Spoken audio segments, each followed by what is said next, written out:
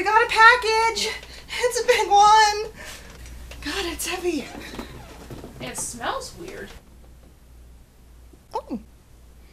There, you see? I told you he was a 100% trustworthy dragon. Yeah, you're right. I know, right? You always doubt me like that.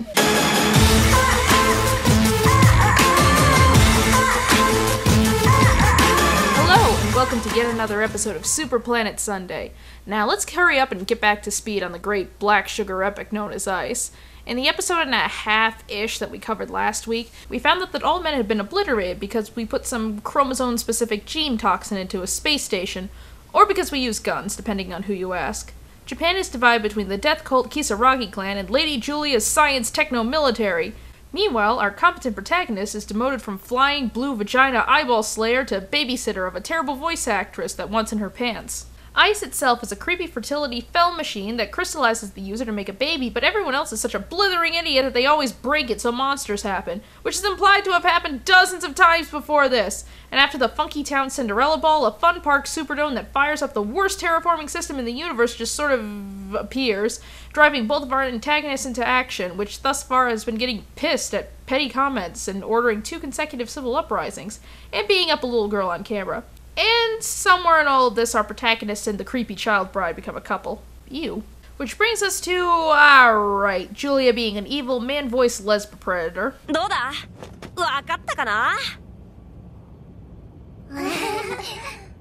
What the hell have I been reviewing?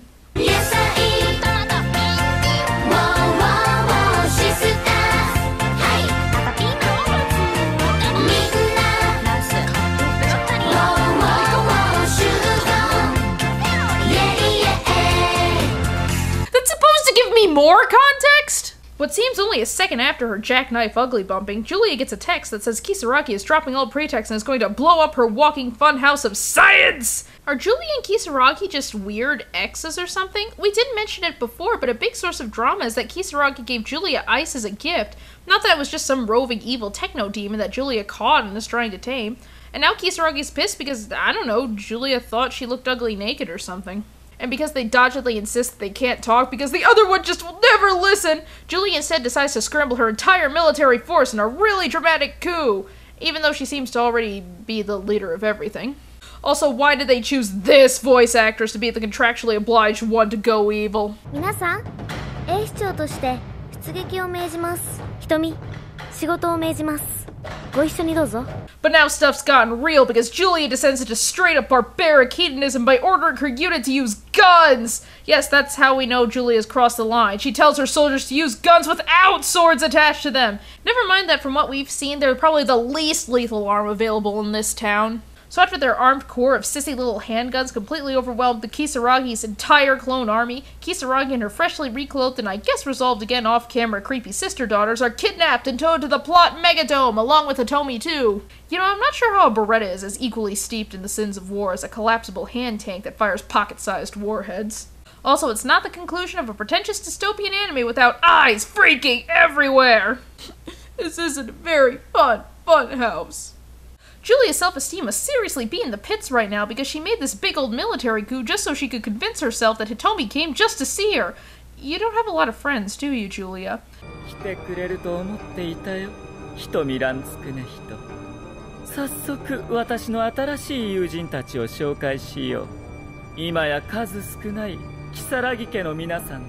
Yes, the last only three members of House Kisaragi. But we killed the clones! The depravity of it all! この町を守るため協力するよう彼女に言ってくれたまえ。何を言い出すのかと思ったら町を守る面白いお方。I'll just make up, you two. You're not fooling anyone. And after having a gun pointed at her head with a smug, I know something you don't know look on her face, Kisaragi totally agrees to hand over the giant terraforming reset button and even offers to start it up for her. Julia, for some reason, doesn't see anything suspicious about this and lets her go do it. And this is supposed to be the smart one of the pack. She's even so angry when Hitomi suggests Kisaragi just might be pulling a fast one on her that she shoots her! Even though Kisaragi has a face that's like, yeah, she's totally right, dumbass, but you could never take a hint, could you? Hitomi too tries to snap Julia out of it with a 1-2 punch of anime appeal to friendship and heavy bloom glare symbolism, since now's totally the time for that. But Julia just strangles her girlfriend and lights up as Kisaragi smashes her fist into the big red kill death button. Install your blood? What a quick and clumsy way to blow up the entire world. Ow! God! Went right through. I guess Kisaragi doesn't have any bones or anything. I know we're harping on this a bit, but look at that face and tell me they don't go way back. And besides, we don't have much time to make this joke, because guess what happens like 5 seconds later? Thankfully, the less deadly, less savage Lady Gunsword squad comes in to chop an entire army in half with one swing, sparkling and non-lethal forcing their way through. And this is the biggest problem of the show. I really can't figure out what their intended message is. They say that humanity is constantly driving itself to destruction, but it kind of flip-flops on whether it's men and women's equal fault or just men's fault alone. I would think that they'd go for equally guilty, but a big part of the reveal that Julia's crossed the line is that she starts using guns! Man's guns! And of course the whole voiced by a dude thing. But in the end, the most prolific arms bearer is a distinctly heroic woman, and it really comes at no karmic penalty to her at all. It feels like the implicit message here is not that women are equally bad per se, but that women are the only ones who can handle this technology safely, and those who go nuts are just bad eggs who have gone mad on the male. Which is uncomfortable in the other direction. Well, at least Hitomi's cool. And Julia's awesome. And Kisaragi's so freaking hardcore that she doesn't even wish rebirth to go along with destruction. She just wants to throw it all down the big cosmological drain like all life was just a big space fart. Damn, that must have been one bad breakup. Slide that cell! Pivot it awkwardly like there's no tomorrow! Man, is that an ominous end to an episode or what? So ominous it bears no need for explaining. Ever. No matter how much you cry and beg. It's so goddamn metal that the final episode starts with the show itself getting all insecure and having second thoughts. So, clones are filled with dust, and jellyfish women are packed to bursting with rose petals, and everyone else has thick pasty ketchup. Okay, cool.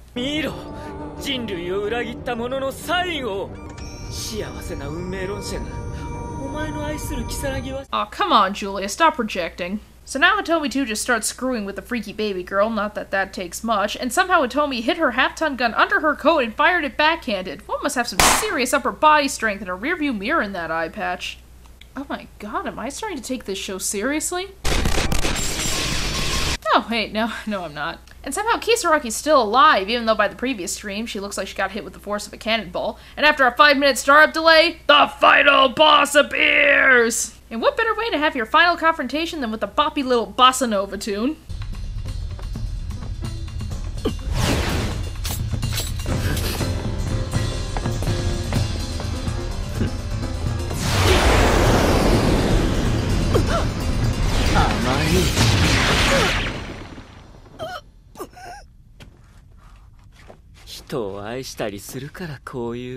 Julia, crap like that's the reason she left you in the first place. Wow, these noble pure swords are just built for cheap shots, aren't they?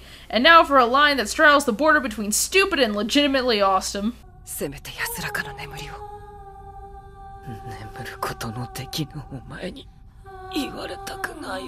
Rest in peace, Akashita. You fought a losing battle against this role. Mortally wounded, Kisaragi can still throw her full-grown daughter over her shoulders. She must be blessed by the strength, stamina, and trolling expertise of the mighty jellyfish! Well, that didn't last. Shoot, they're going down like flies. So we've got a giant blue terraforming monster making its way over, with Yuki suddenly magicked into the heart of it, and Hitomi 2's just taken a non-lethal blow straight through the stomach. Things are not looking good at all. And then she gets an idea! We'll pack a bunch of ice into a bullet, shoot it at the boss, and they'll destroy each other in the biggest ice monster explosion ever! It's like putting out a fire by setting off a bomb, which is actually effective. Huh, maybe those assholes were onto something. But we're contractually obliged to shoot at it pointlessly first. Only evil can defeat the ultimate evil. If only we had a giant pistol to fire!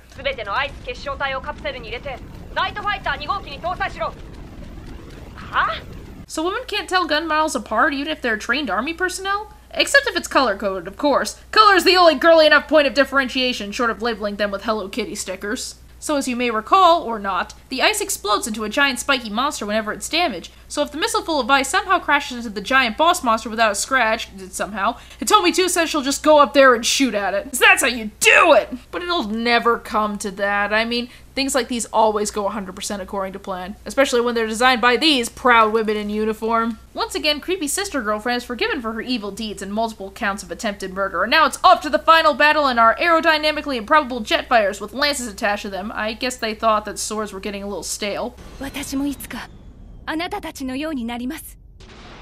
たとえ滅びの道を歩もうとも、この町を守って行きます。 Who the hell are you two again? So Hitomi has no weapons, no defenses, is encumbered with volatile cargo, and can only move at the airspeed equivalent of about 30 miles per hour, and she was expecting to go straight into enemy fire and survive without an escort?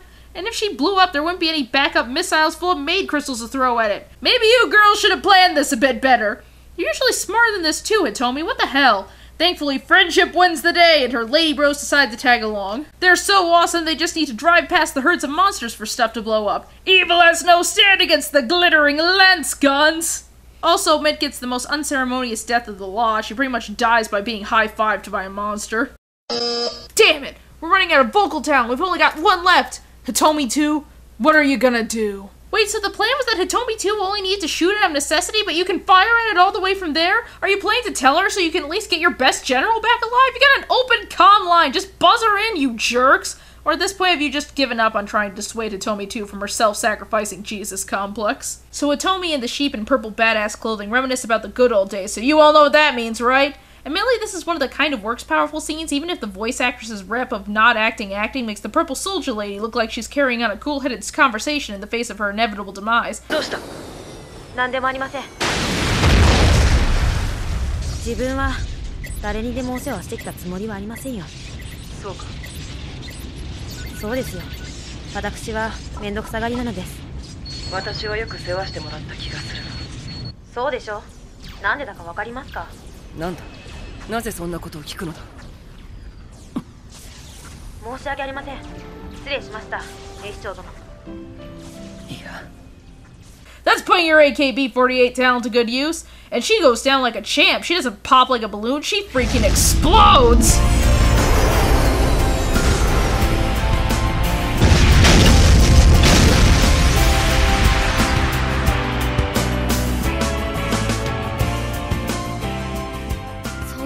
That's why you should have attached a sword to it, you idiots! And I guess the gigantic monster kinda likes it. As expected, Hitomi 2 goes down like a boss. Heck, nothing can knock her down short of a force strong enough to shatter her iPod patch in a peripheral blast. They're gone! They're all gone! What's the point of saving the world if it doesn't have penis bullets? Check out this footage, Commander. Our current status is rainbow! And that's not gonna cause problems. And one of Kisaragi's clones survives! Hooray! And then suddenly a desert just appears, even though we've seen nothing but forescapes up until this point.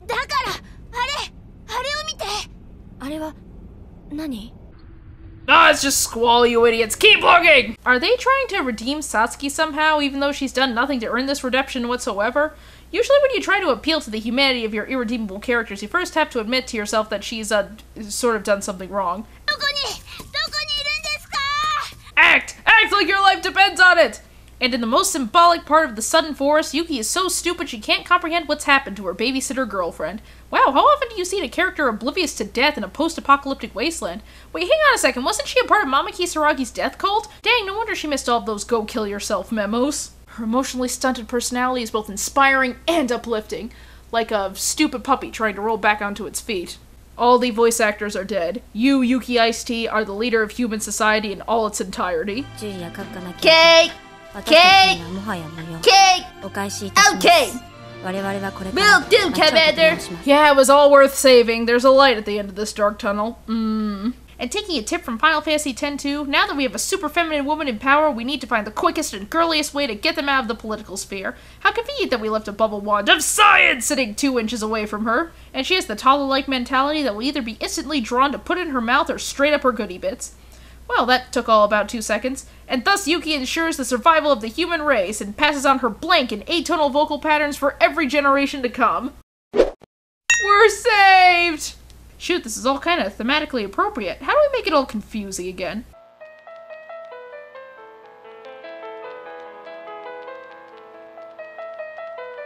Oh, that's the ticket. And Hitomi one's brother is a douchebag. She's in a coma and the first thing he does is get on her case for being knocked up.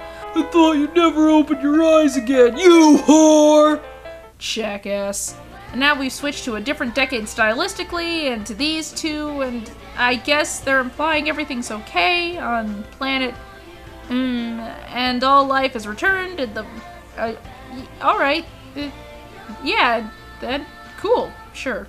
Ice is one of the popular whipping boys in the anime fandom, and to some extent, yeah, I can definitely understand what people say, but there are shows out there that are a lot worse than this that don't get nearly the same treatment that Ice does. But Ice sets itself apart in that it's wearing all of its anime bizarreness and cliches proudly on its sleeves, and I can't help but be a little impressed by that, but at the same time it makes it a really easy target to be all like, that doesn't make sense! What even is this? It's stupid! What's with the goddamn birds? And strangely, there seems to be actual thought put into this. They went for a deliberate retro girls anime acid trip kind of design, and they pulled it off pretty solidly, even going so far as to tailor the palettes to make all the colors look like old-fashioned hand-painted cells. The visuals aren't exactly stunning, but they are cohesive and really nice to look at. Furthermore, aside from extremely gratuitous cases, cough, seed of Christ, cough, and the whole Twin Towers thing, a lot of the symbolism is surprisingly subtle and well thought out. In particular, the choice of animal motifs for Kisaragi and Julia. You don't often see jellyfish used, but it works really well for Kisaragi. They're eerie and alien, but ultimately a part of nature that's existed far longer than anything we'd be familiar with on Earth. Crows are a common symbolic animal for death and ill omen, so it casts a great backhanded light on the otherwise crafty, intelligent tool-using characteristics Julia shares with these birds. But if anything, for a crappy license work, Ice is pretty damn brave. I mean, think of all the other things that we've seen to promo bands like From Justin to Kelly, or Spice World, or Crossroads, or the Beatles cartoon. There she is! Quick, come with us, we'll save you. My lucky day! Chip me, chip me, chip me!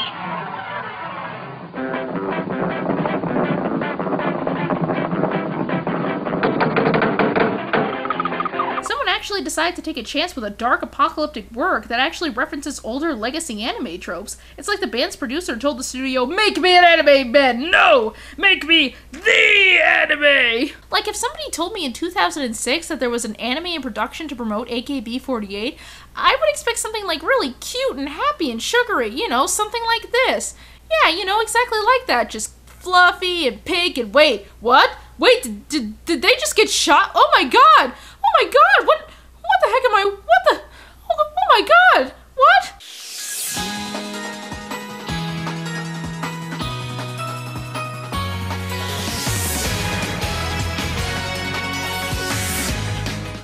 Oh, yeah, that. Of course, that makes sense. Huh.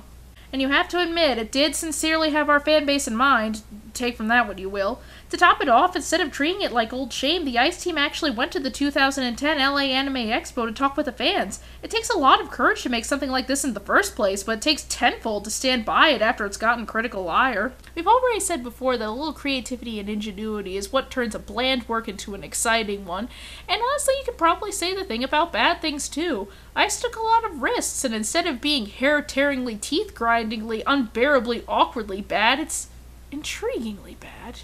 Project Ice has more faults and less originality than, say, Simone, but I actually don't mind watching Ice.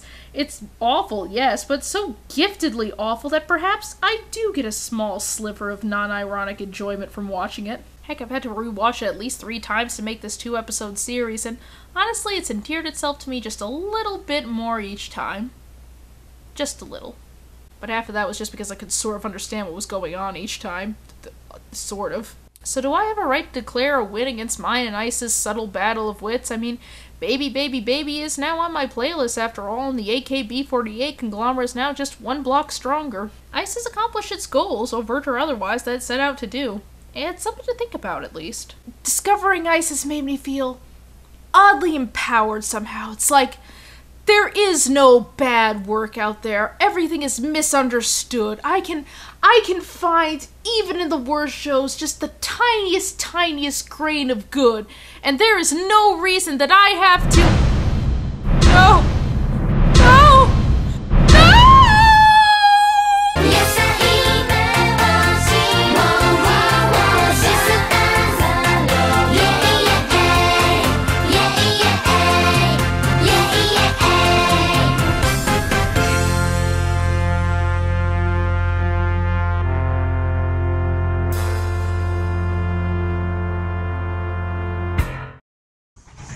SSSSAAAAT.